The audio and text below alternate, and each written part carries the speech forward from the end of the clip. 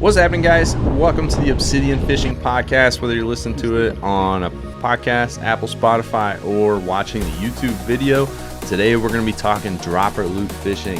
It is 100% a rig you have to master. Whether you're trying to catch bluefin tuna, yellowfin tuna, yellowtail, grouper snapper, it does not matter. You can use this rig to catch almost every species, in my opinion. So we're just going to go ahead and hop into what the traditional rig is and a couple problems that I see with it and how I'm kind of changing things up and how I like to fish the dropper loop when I'm using it. Whenever I go bluefin, yellowfin tuna, yellowtail, anything like that, I've usually got a couple rods rigged up that are like my standby.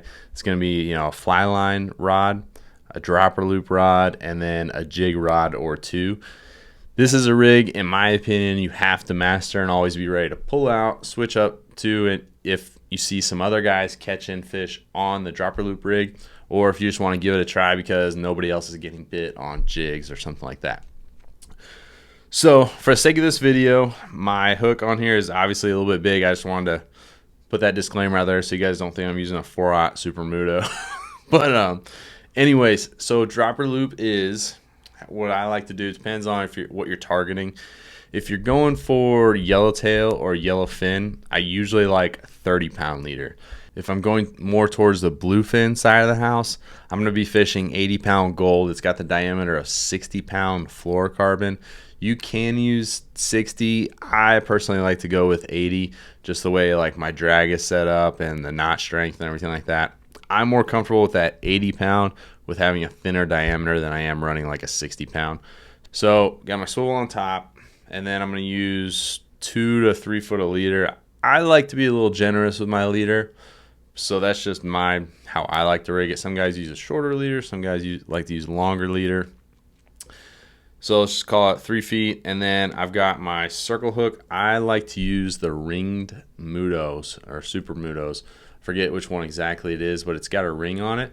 And when it's got a ring on it, it'll actually stand up flush just like that, and it won't have the hook sitting sideways when you are fishing, say, like just a regular circle hook that doesn't have a ring on it. It's not the end of the world if you don't have ring Super Mutos, but preferably I like to fish the hooks with the rings on them. For the size of hook, I like to use a 1/0. That's usually my standard go-to for bluefin fishing. Maybe go up to 2/0 depending on the size of the bait. Most of the time, a 1/0 is going to get the job done. Never had any issues with those hooks. I'm a super big fan of the Owner Super Mutos and the ones with the rings on them. Yellowfin fishing or yellowtail, I'll usually drop that down to like a number 1 or a number 2 circle hook. So I like them. If you're not big fan of Owner, Gamakatsu makes some cool ones too. They have an offset to them. All of my circle hooks have an offset. I don't like the circle hooks that are perfectly in line. But anyways, moving along to what's past the hook. There's a couple ways you can do this. You can either rig a weight. If you rig just a weight, no hook, anything like that, I would go with like a lighter size line, just so it's obviously you always want to fish the lightest line possible so you get the most bites. So if you're fishing just a weight, I would probably pick up like some 12-pound mono or 10-pound mono at Walmart or whatever and just rig that, tie it to your hook, and then tie it to your weight. I personally don't fish a weight anymore. For my weight, I use a jig.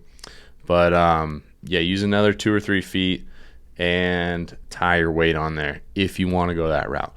Another route that I've seen is guys will just tie a circle hook at the end of their gear, tie their fluoro straight to their braid, and then they'll take a torpedo weight with a rubber band and torpedo weight and wrap that rubber band around the line and the weight. The only problem I see with that, or in my experience I've also had, is when that weight is sinking down, you've got your braid and your fluoro, and if you don't hook your sardine just right, or just sardines being sardines, they'll twist around that braid and you don't know it. So I like to rig my stuff drop shot style. I don't really fish it with like a Carolina rig style where that weight is in front of the sardine, because then it's pulling that sardine down. I want that weight to be pulling everything down straight, so that way I'm not dealing with tangles. And when I'm dropping down, especially for those big bluefin tuna that are suspended 150 to 300 feet of water, I know like my stuff is getting down there, it's straight, it's not tangled up. And that's been my personal favorite way to rig this, is like a drop shot style. The second problem I see with rigging just a weight is, one, I can understand if you don't have heavy enough jigs, but two would be you're missing out on some bites. And like on my last tuna trip that I went on, one of the guys got bit on a Colt Sniper like jig. It was made out of tungsten. I got to figure out, I think it's made by JP Parr or something like that. Anyways, so why would you turn down an extra bite? You know what I mean? So I'm rigging this year, that's how I'm going to rig all my stuff, is with a Colt Sniper or like a heavier flat fall, or I've got like a 160 gram, one of the Shimano older style Colt Snipers. It's not a Colt Sniper, it's just something old. I've had it in my tackle box a long time, and I'm just going to start running that this year. Why I have circle hooks on these is when you're fishing the lighter leader, one, if you do fish this way with a Colt Sniper, flat fall, anything like that, use the same size leader as what you're tying from your braid to your circle hook. Don't downsize it like I was mentioning earlier. That's only if you're fishing a weight and trying to like do a super finesse presentation where you don't really want that line to be a significant factor if you're rigging it drop shot and you've got that weight underneath of the sardine. So that's just what I'm gonna be doing. Use the same leader. I've got all, it's obviously bluefin season, so I've got my Colt Sniper with a circle hook. Circle hook reason being, one is most of the time they eat it on the drop.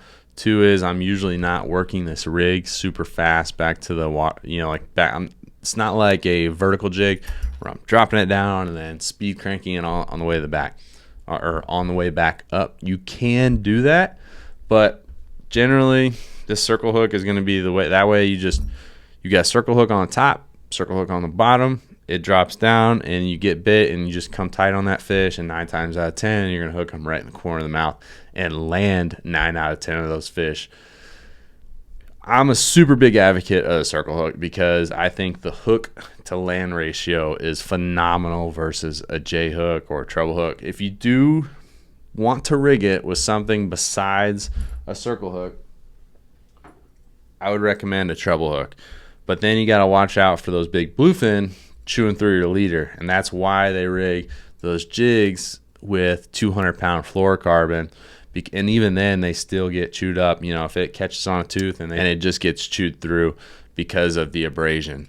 So if you do rig it, I would say that'd be your two best alternatives, either a treble hook or a Colt Sniper with a circle hook if you're not going to use a weight. I personally want to have the highest odds of hooking and catching a fish, right? I think that's everybody's goal. And I think this presentation where you have the dropper loop with your sardine, and then instead of a weight, you've got a jig. It's like, maybe your sardine falls off on the way down, or maybe they're not in the mood for a sardine and they just, see that jig smoke down by their face and you get that reaction bite. I think it's the best way to rig your dropper loop. Obviously, if you're fishing out the Coronado Islands, probably want to rig a circle hook, because if you're dropping all the way down to the bottom with that treble hook, you're going to get snagged up. So just something to think about. Look at the situation, look at the water depth, and also have a variety of sizes. And I would be more generous with your leader going from the hook to the jig, because that way you can retie. If my 100-gram Colt Sniper is not getting the job done, I can tie on this 160 or 225, something like that, and I can get my stuff down where I want it and be almost vertical. So now that you guys have the gist of what a dropper loop rig is and a couple insights on how I'm fishing it this year, is how I'm actually dropping it, working that rig through the water column to make it the most effective rig possible and maximize my time with that bait in front of the fish. So usually I'm listening. I keep a pretty good track of like what the captain's saying. If he's like, hey guys, fish are stacked up from 150 to 250. I'm like, all right, cool. So one, you need meter line or marked line, whether you mark that with a Sharpie on your own or you have like meter. I use Power Pro metered line. Never had any issues with it. I heard some guys don't really like the Power Pro metered, but me personally, I like it because it's like every 25 feet. And as long as you're paying attention, and then you get enough sets and reps in throughout the day where you're like, all right, I know when I hit yellow, I'm at 100 feet or whatever. So how I like to fish it is, one, I'm going to usually toss my rig off the back of the boat or the front of the boat. I like to play one of those two sides. I don't really like to play the middle of the boat. I'm going to throw it out, and that way it can sink down and get into that first zone of where those fish are holding, and you're straight up and down. I like to be as straight up and down on my rig as possible. I do not like my line scoped out because I think you have an inaccurate estimate of where your rig is actually at in the water column. That's why I don't fish in the middle of the boat. So I'm usually going to toss this thing down towards where we're drifting, pitch it out. I like to use my on a spinning reel. Dropper loop, you can definitely use like a conventional rod and reel setup. That's probably the way most guys are going to fish it. Either way works. But with a spinning rod, I can kind of pitch it out where we're drifting to a little bit better. So pitch it out, let it drop, and I'm like, all right, I need to drop it to 150. I count my 6-7 colors. I stop it, and I'm just going to hold it there. I usually count for like 15, 20 seconds. It's kind of like fly line fishing where you drop it down there, it's in the zone in front of the fish. If they don't eat it in like 20 seconds, I don't think you're getting bit. Usually I'm like cranking it back up with a fly line. I'll crank it back up, reset, right? But you're letting that bait soak for about 20 seconds. And if say that's at like that 160 and the captain said they're at 150 to 250, then I'll let it soak. If I don't get any bites, I'll drop it down another 25 to 50 feet, let it soak for another 20 seconds, and I'll kind of work my way down that water column from 150 to 250. But you have to take into account the drift, your line scope from the rod tip to the water. You got to think about like, all right, you want to make sure you're not fishing above those fish, or you think you're getting down to 200, but you're really only at like 125, 150 if that drift is really fast and your rig's floating right above those fish's head. So you really got to pay attention to where your line is at if you're dropper loop fishing. It is definitely something like it can make a huge difference between you paying attention and not paying attention. I know it's hard when some guys aren't getting bites or you haven't had a bite, and it's like you're just kind of like zoned out, but you have to pay attention when you are dropper loop fishing. So I like to let it soak all the way down from that 150 to 250. I usually stop it every 25, 50 feet, let it soak or until that line scope gets more at an angle than I like it. And then I'll crank it up, reset, throw a new sardine on, and start over. How you can also do it, like if your drift is not too fast, is you can slowly, like one of the guys on my last trip got bit and he was cranking his sardine up, so he would drop it down to 250. And that way he knows he's like in the fish, and just a slow crank back to the top. I personally suck at that. I do not like to fish that way, but you will get bit if you fish that way because you're kind of just working that between the boat drifting away, you cranking it in, you're pulling that sardine up through that column of hopefully where those fish are stacked up at. So that's a way to work it. What I like to do, drop it, let it soak at those 20-second intervals at every 25, 50 feet, and then I'll just crank my jig back to the top. I don't care if I lose my sardine. I'm putting a new one on anyways, so I'll just rip that sardine through the school of fish because I'm like letting it soak all the way down to hopefully 250, 275, and then I'm going to rip that jig back up through the middle of the school and maybe get a bonus bite. So that's how I like to fish. If you're a dude who's kind of like a little bit more chill, has a longer tolerance for patience, then yeah, let it soak or drop it all the way down to that 250 and then just a slow crank up from that 250 to 150, and you probably will get bit doing that. Either way, I just wouldn't crank that sardine real fast. You know what I mean? Just a nice, steady, slow crank where it's not looking like anything unnatural. You don't want to move that sardine too fast where it looks unnaturally, flying by the tuna's face. So the gear I like to use is when I'm bluefin fishing, you can get away with 65-pound braid. I've got 80-pound braid on all my stuff. I like at least 500 yards of braid on my reel, so that way if I do hook a fish at 250 and it's a 200-pound fish and he goes for a run, like I have enough line so I don't get spooled. I've never had any issues bluefin fishing unless you're like on the Outer Banks, North Carolina, where I used to fish. If you hook one of those big 400 or 500 pounders on a jig or topwater, you're probably gonna get spooled with a 20,000 Stella. I don't care what you got. But for the West Coast, you will be fine. In my opinion, I have not experienced any issues with the 500 yards of braid. That's like the big indicator. Even if you've got 50-pound braid and you've got 500 yards, I'd much rather have that than 80-pound braid and like 250 yards. You want that line capacity because when those tuna come tight, they are going to run. They will run you back and forth from one side of the boat to the next and out. It's just unbelievable. Also be ready if they don't. Like I've seen a lot of guys both on the jig and the sardine. If you're dropping it down, you have to pay attention. If your line goes slack and it feels like you just like stopped, you hit bottom, most likely a tuna picked it up on that fall and you just got to come tight on that fish with these circle hooks and you'll get them. Back to the gear I like to use. It's pretty like you don't need like a super great setup to fish a dropper loop. At the end of the day, it's a circle hook, it's a weight or a jig, and you're just dropping that thing down and just kind of like working it slow, working it fast. So if you're really going to invest a lot of money into a setup, that's cool. I'd probably reserve that for like my speed jigging where like you're pulling, 3 to 500 gram jig up and down through the water column.